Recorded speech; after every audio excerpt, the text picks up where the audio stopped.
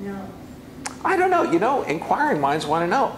I don't like to just do stuff. So I go in, I look at the Journal of the American Medical Association. Out of all of the people, and this is out of the Journal of the American Medical Association 2003, Acol et al.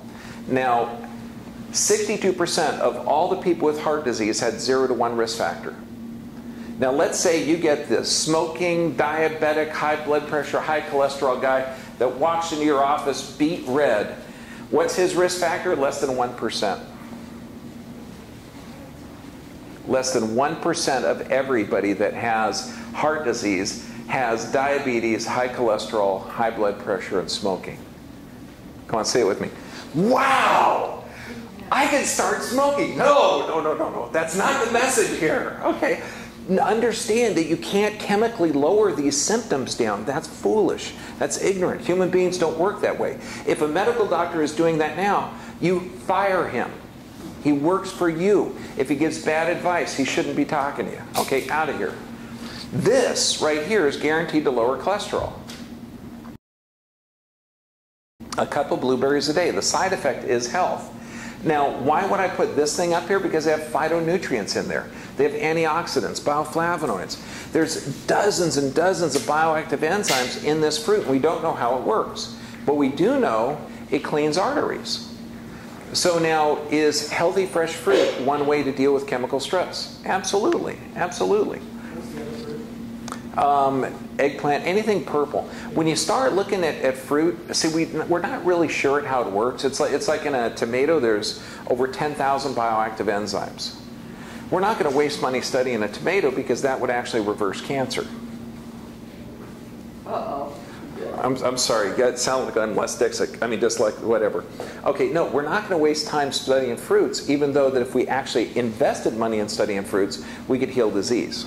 Okay, you're going to see dozens and dozens of books up here where cancer is reversed by eating, arteries are cleared by eating, you know, I mean, it's everywhere. So eventually, the investment in time and effort will be in studying how your body reproduces itself. That just makes sense. But each food, if they have the similar color, they're going to have similar nutrients in it. So purple food are going to have certain nutrients. White food's going to have more allicin in it, like onions and garlic. So they're going to have similar effects. What are the other two purple besides blueberry? Eggplant and just anything purple. There's a lot of purple stuff out there. Eggplant, what was the other one? You have 3 there. I don't know. I'm not going to tell you everything. I'll give you a list of purple foods later. Okay, now this is interesting because now this drug may cause dizziness, chest pain, diarrhea. Fact, it might lower cholesterol.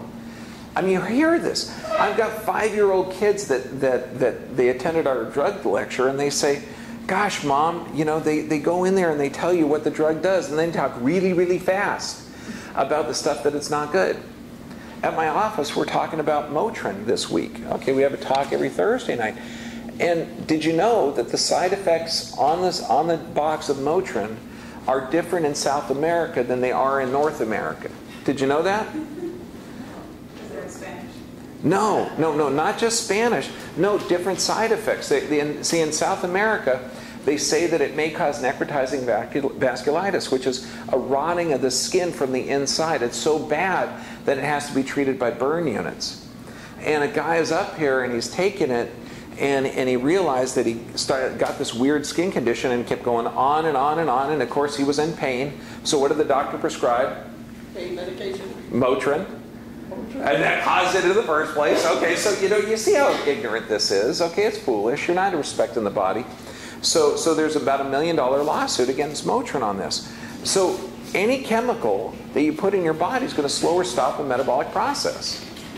Don't put chemicals in. You're like that guy with the waters rising. No more chemicals. We just stop it. This is our goal. We're all going to be 120 years old, healthy and flexible. Just don't wear out. Or toxic chemicals, okay? Treated, covering up symptoms. None of that stuff makes sense. So now here, emotional stress.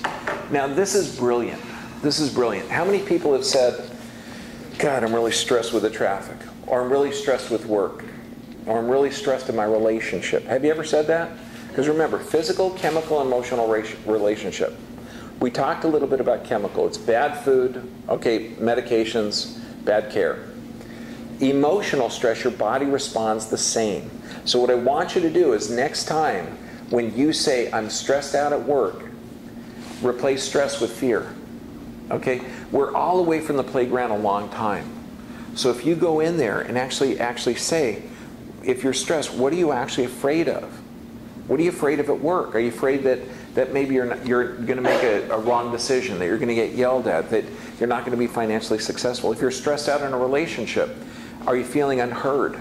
Are you not loved? See, once you understand the emotional stress is not stress, it's actually fear, then you can identify it. And it's not overwhelming. You can dissect it. Winston Churchill, this is one of my favorite quotes from him. He was actually interviewed. Okay, this was back in I think the late 40s, early 50s, and they said, what was the one quote that out of all the things, and this is the guy, we will fight on the shores, we will fight. I mean, Winston Churchill, talk about a speechwriter. This guy's sharp. And they said, what's the one quote of any speech that you've ever given, that you've ever read or given that has really guided you? He says, I know exactly what it is. It's a Bible quote. And this too shall pass. See, 95% of whatever you think about is never going to happen. Ever. And I got to tell you, the first Health Talk in October, we're going to talk about how to prepare for natural disasters. Okay, I'm going to talk about how to have good food storage, how to do good wound control, how to have good sanitary conditions, and how to survive virtually anything. Okay, so we're going to talk about that, but that's not fear. It's just common sense. The old Arab prayer is pray to God but tie up the camel. Okay? This, 95% being afraid of stuff actually causes you to spend energy on stuff you're never going to buy. So, since we're all part of the same team, I actually have something here that's very cool. This is eye movement desensitization. See, and here is EFT. These are two methods that you can do to actually change your brain's function. See, a lot of people don't know that you've got certain neurons in your brain that are pre-programmed.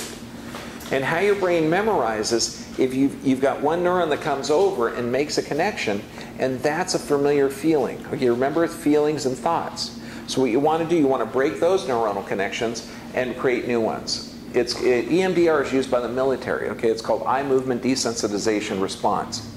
If you saw something horrible, like let's say you were in Iraq, you saw bombing, and at the same time you heard a fire truck. So now you're over here, you hear a fire truck, and you curl up into a little ball. Your emotions go crazy. So you're associating that memory or that sound or that event with something horrible.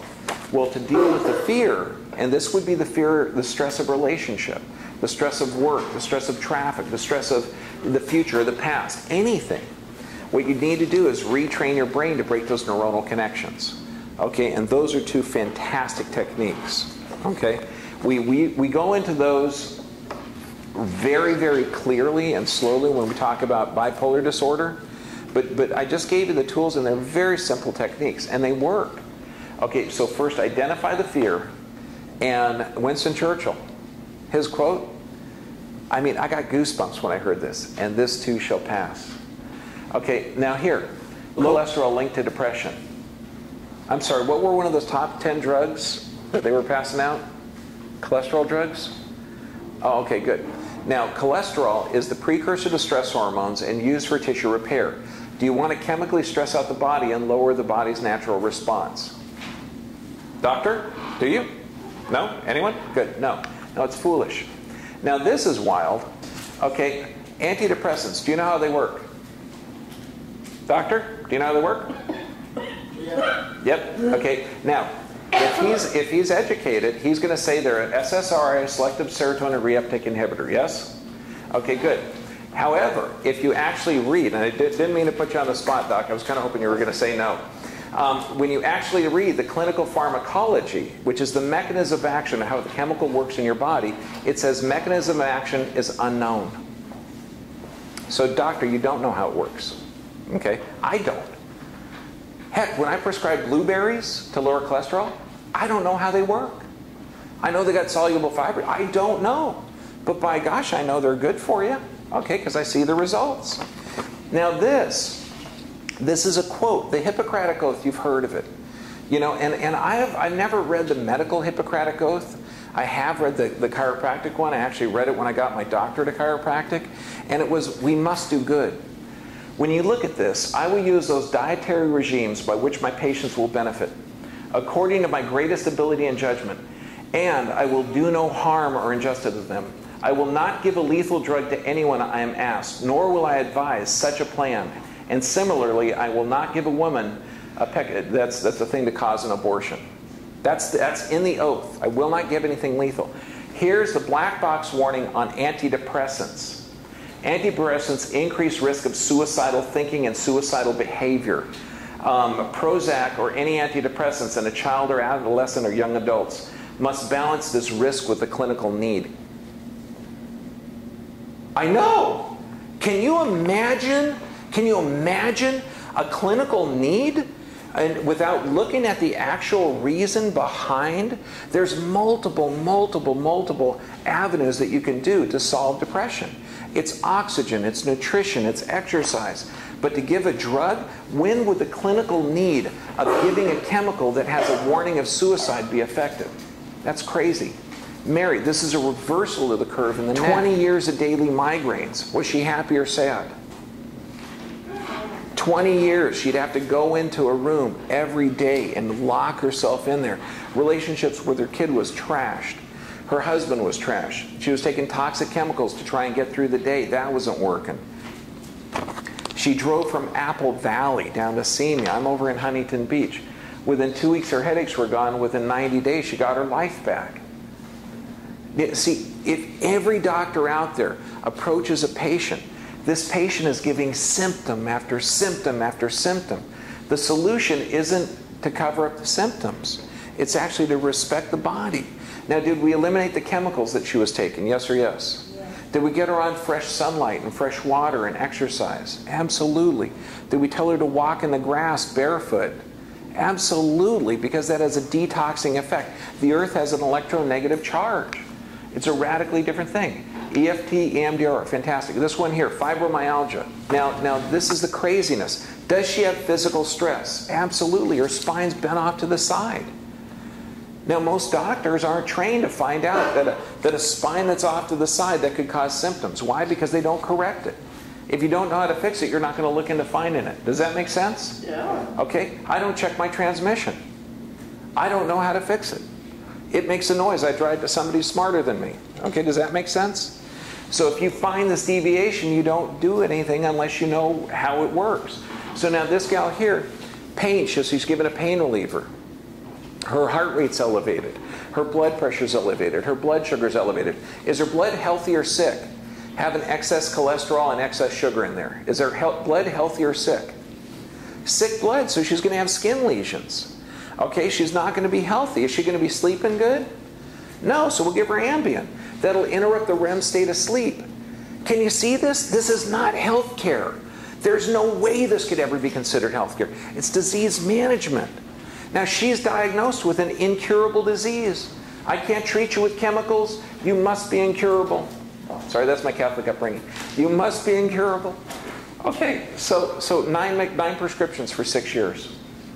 Within a month, she was drug-free. Within 90 days, that's her. She's cured of the disease. There's a conference up in Los Angeles this weekend. It's every Labor Day weekend. You're going to see cure after cure after cure of cancers at any stage. And they're all different, but every method strengthens the body's immune system. Not one of them poisons it. So chemical stress, eliminate food products. This means if man makes it, don't eat it. And you've got to detox your system. If you've gone through chemical substances where you're taking multiple prescriptions or multiple trips to Del Taco, okay,